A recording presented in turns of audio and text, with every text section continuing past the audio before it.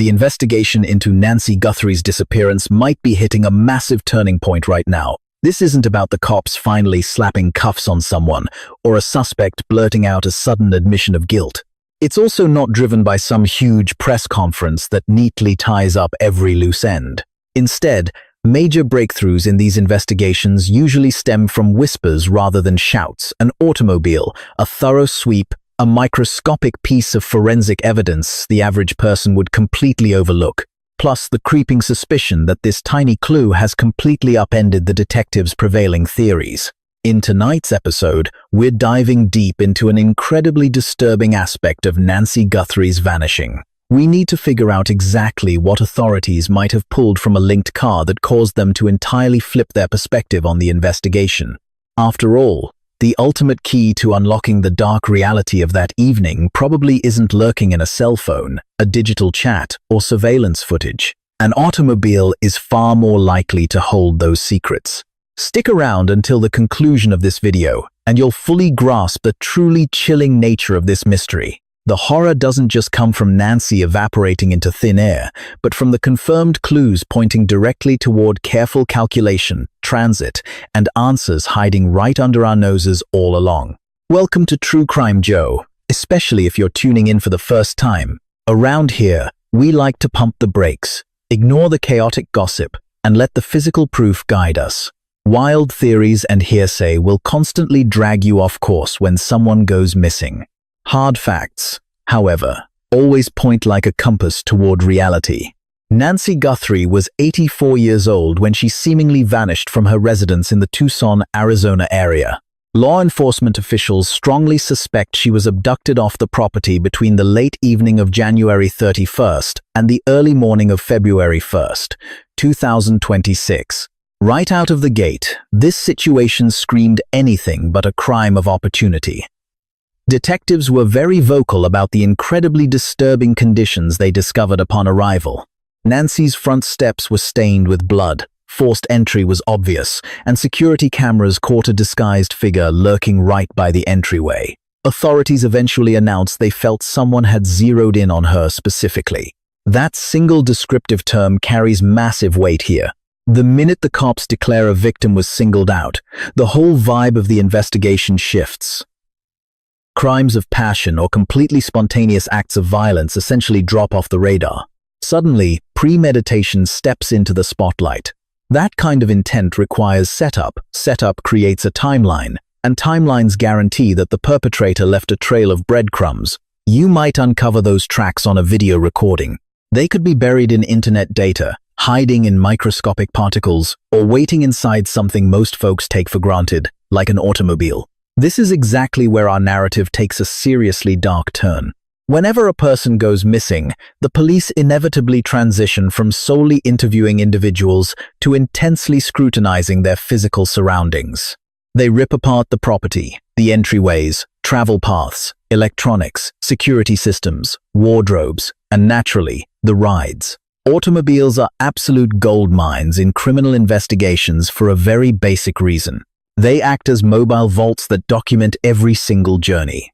A passenger cabin collects threads, snags, dirt, and hoards loose hairs, dead skin, bits of foliage, and bodily fluids within its cracks, floor mats, grips, metal tracks, and cargo areas, retaining those secrets way past the point a suspect thinks they're in the clear.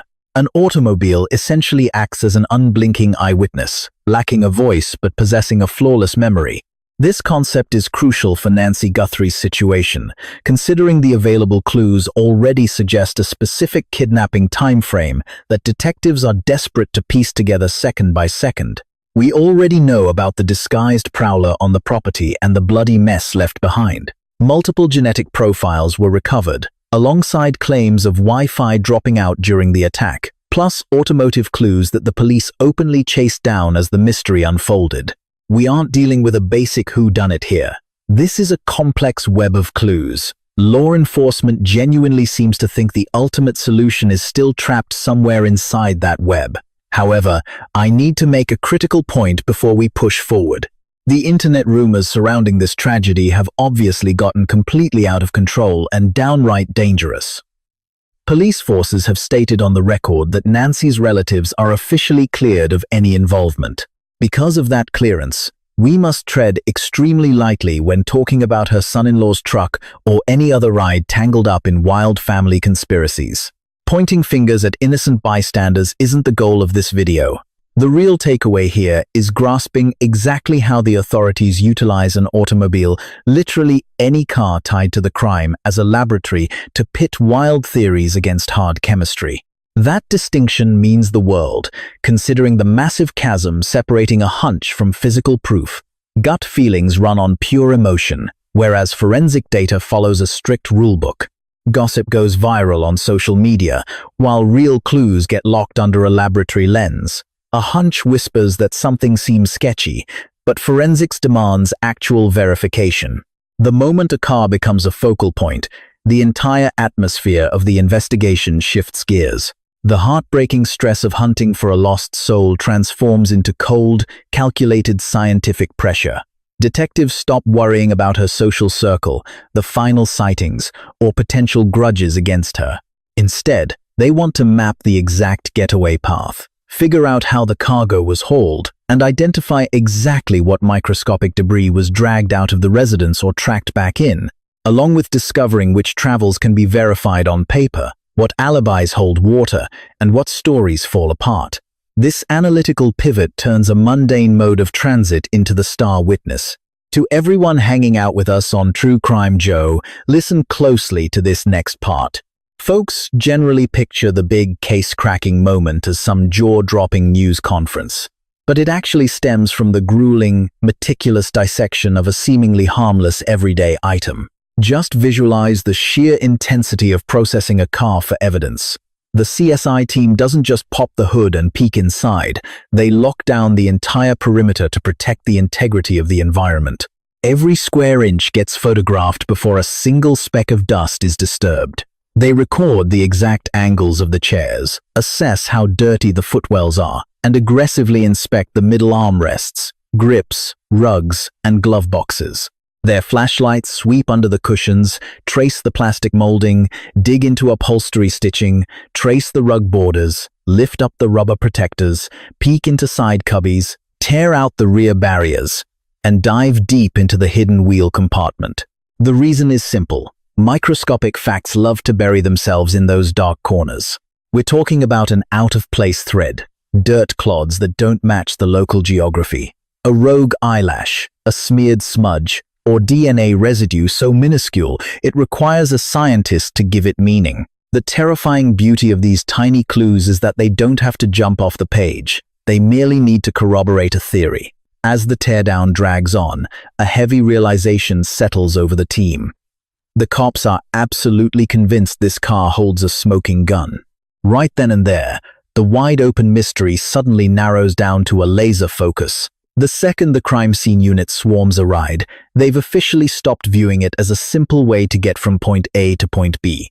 It transforms into a literal time capsule in their eyes, representing a confined space where physical struggles, travel paths, and desperate cover-ups likely deposited a trail of breadcrumbs. When you're dealing with the incredibly shady snatching of an 84-year-old grandmother, the implications of what they might find in that cabin are enough to freeze your blood. The authorities also put out an open call for neighborhood security video, specifically asking for clips not just from the night Nancy vanished, but spanning several days prior.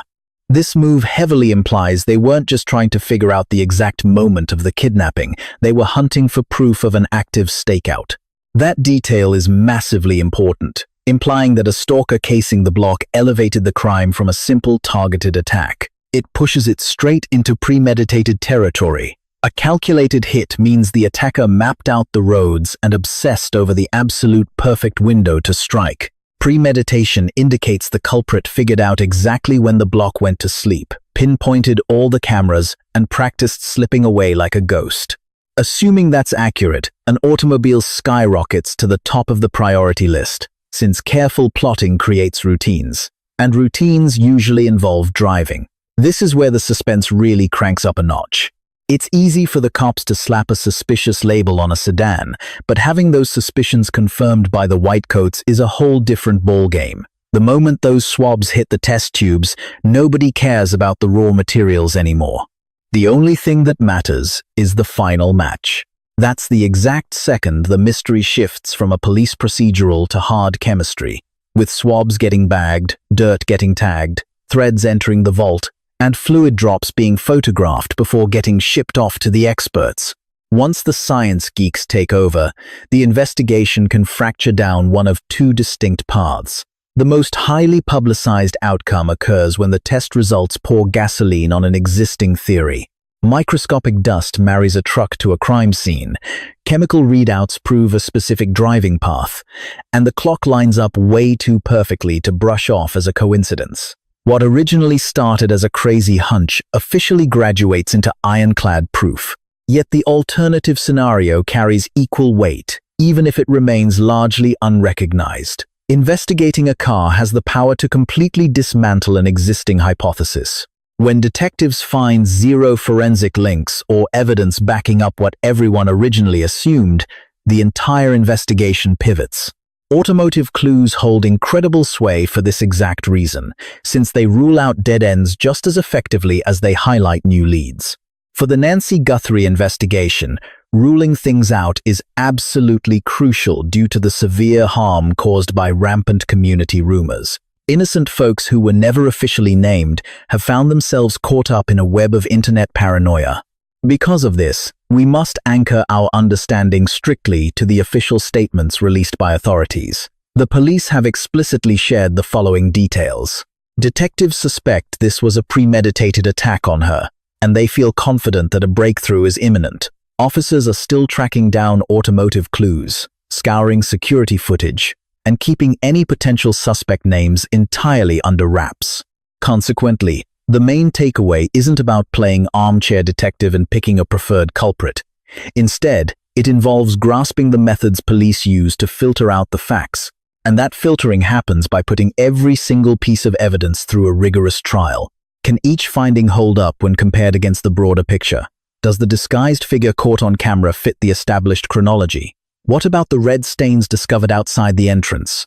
How does that factor into the kidnapping hypothesis? Will the blended genetic material clarify the mystery or just muddy the waters further? Were those alleged network outages coincidental or purposeful? And what about the tips regarding strange cars? Are all these incidents connected to a single timeline? Think about the subsequent video capturing a fast-moving automobile nearby right around the time authorities suspect she was grabbed. Was that a fluke, or does it mark the starting point of a getaway path that detectives must painstakingly reconstruct? Here is the point where the mystery turns chilling in a profoundly grounded sense. As soon as investigators start piecing together the sequence of events, every tiny fraction of time is scrutinized. 60 seconds count, a street counts, a lens perspective counts, a quick maneuver counts, an unaccounted window counts, and a tiny discrepancy counts. The inquiry then transitions into a critical phase of deduction. Detectives must figure out who or what remains viable within this tighter schedule and what must be discarded entirely. This marks the exact moment an inquiry finds its footing. Authorities start making definitive calls. A solid theory gains traction while alternative ideas crumble away. This dynamic is exactly what makes the current phase of the Guthrie disappearance so gripping. Police have openly stated they are nearing a resolution.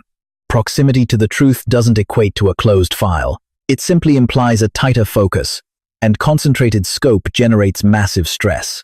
It brings heat on travel routes, heat on testimonies, heat on actions, and heat on any lingering piece of questionable evidence.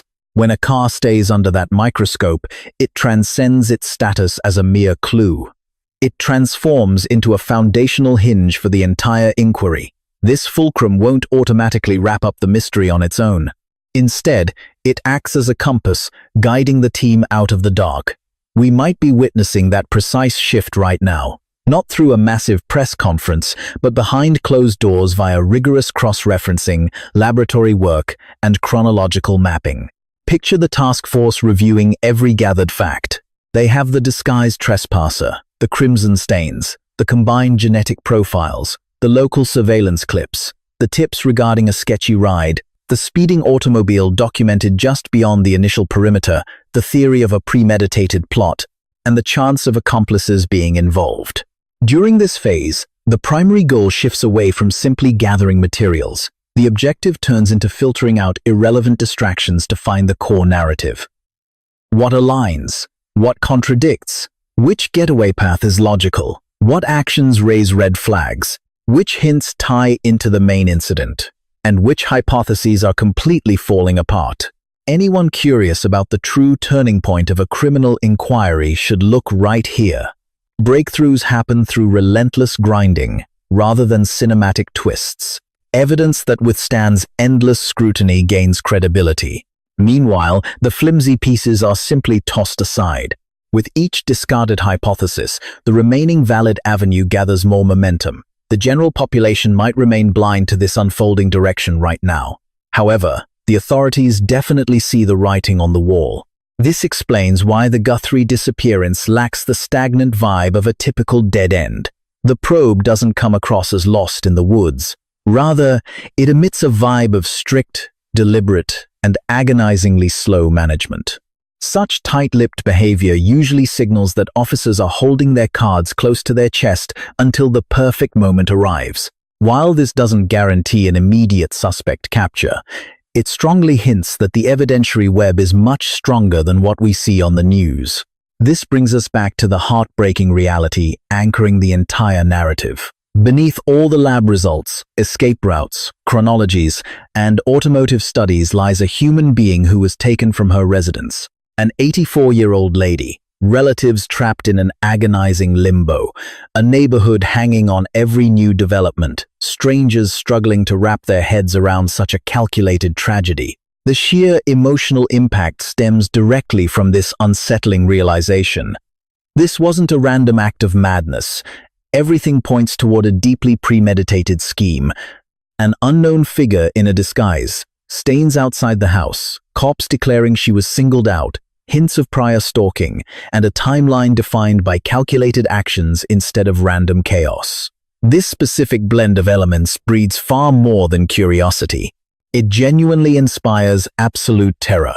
True horror emerges when you realize the perpetrator likely executed a well-rehearsed plan. If we assume that level of competence, then every single artifact, escape path, security lens, technological blackout, and related automobile takes on an unprecedented level of importance.